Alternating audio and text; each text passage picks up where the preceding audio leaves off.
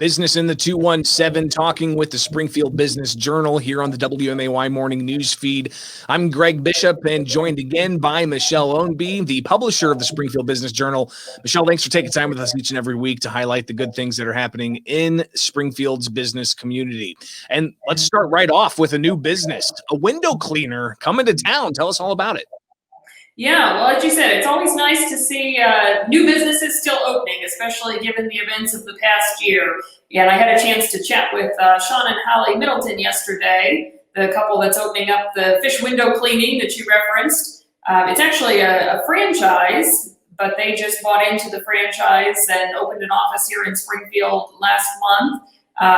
Holly actually said that she lost her job back in the spring due to COVID. She had worked in the accounting industry. And, her job was eliminated, and she kind of took stock of things, tried to figure out what she wanted to do next, and decided that she wanted to own her own business. So always nice to see that people still have that entrepreneurial spirit and being adventurous with things, even despite all the COVID happenings of the past year.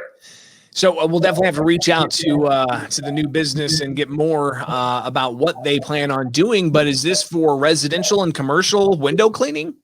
It is both, and that's actually one of the things they mentioned. They've been a little surprised by the fact that business has been off to a good start. Not only the fact that they opened during COVID, but also the winter. You wouldn't think that would be a busy time. But they said, restaurants and other businesses are getting ready to welcome customers back. And so cleaning, of course, is very important right now. They're looking at how to kind of clean up those public spaces. And so it's been a big thing. They said they've been getting a lot of calls from businesses. That's fantastic news. We're talking with the Springfield Business Journal publisher, Michelle Ownbey, with the WMAY Morning News Feed. And another Starbucks is coming to town, as if I've got a Starbucks gift card that's I'm sure I'm going to go spend that here soon, but there's going to be another opportunity for us to get some Starbucks in town. Yes, you may have noticed there is some preliminary construction work, site work taking place over there at the corner of Stevenson and Dirksen. And that is going to be the location of the new Starbucks. It took a little detective work. There's no coming soon signs or anything like that, but it's a development company out of Ohio. I talked with them the other day, and they confirmed that, yes, that is a Starbucks in the works, and they are projecting a summer opening. So, the last one to open in Springfield, I think, was that one out on North Dirksen, and people seemed to get really excited about it when we had broken the news about that one. So everybody's got to get their Starbucks fix.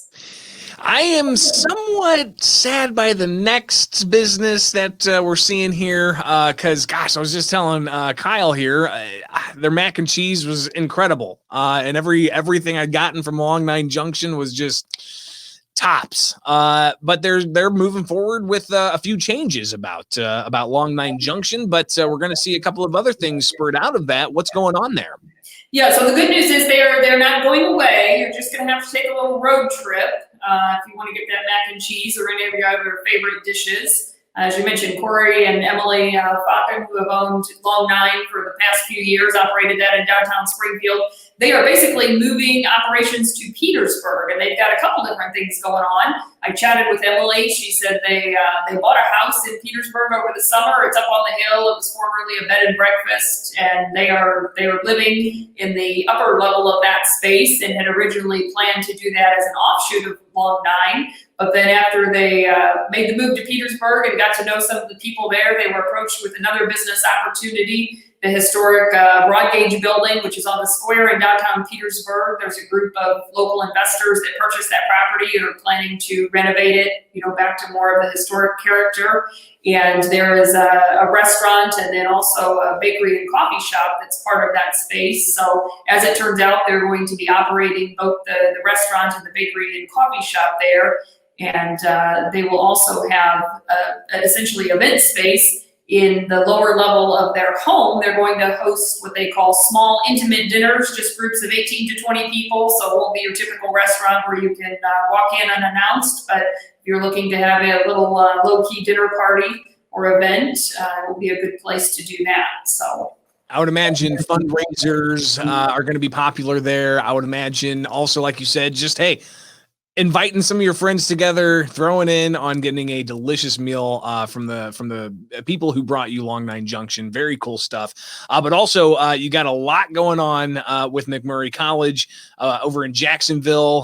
Here at the Springfield Business Journal, Michelle Ownbey, tell us what's going on with those properties out there. Yeah, so I think we all heard last year about MacMurray closing, the campus going up for auction, but I for one wasn't really sure what had come of that. And the next issue of the Business Journal that comes out next week will focus on commercial construction and redevelopment. So I had one of our writers track down some of the buyers from that auction. Turns out there's a lot of local folks, probably some names that people will recognize. Mike Hayes, who's a realtor and then done a lot of other redevelopment projects in Jacksonville, is the one who purchased the chapel. A lot of people love that chapel at MacMurray. It was already very popular for weddings and events. And we had reported last spring that he had a project in the works called the Water's Edge Winery, and he's essentially going to use this as event space along with his winery and bistro that he's still planning to open later in the year.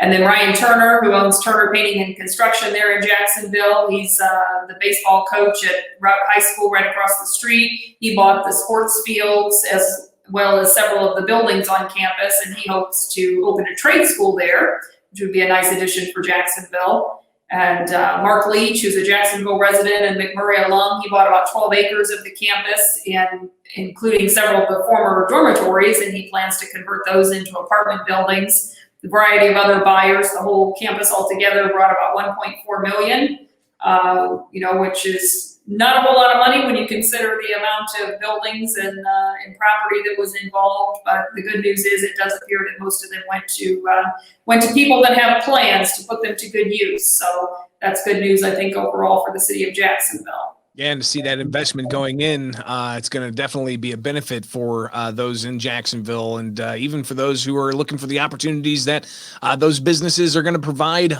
in and around the area. Michelle Ownbey, the publisher for the Springfield Business Journal, always enjoy having you on to give us an idea of what's going on in our community when it comes to businesses, some of the changes that may be happening, but also the good things that are coming. Where can people get more information about the Springfield Business Journal and read the great work your team puts together? You definitely check out our website at springfieldbusinessjournal.com. You can get signed up for BizBites free of charge. That's our weekly newsletter that comes out every Wednesday. And then, of course, you can also subscribe to the print edition and get that delivered to your home or office every month. Greatly appreciated, as always, here with Business in the 217 on the WMAY Morning News Feed. Michelle Ownbey, publisher of the Springfield Business Journal. Have a great day and be safe out there.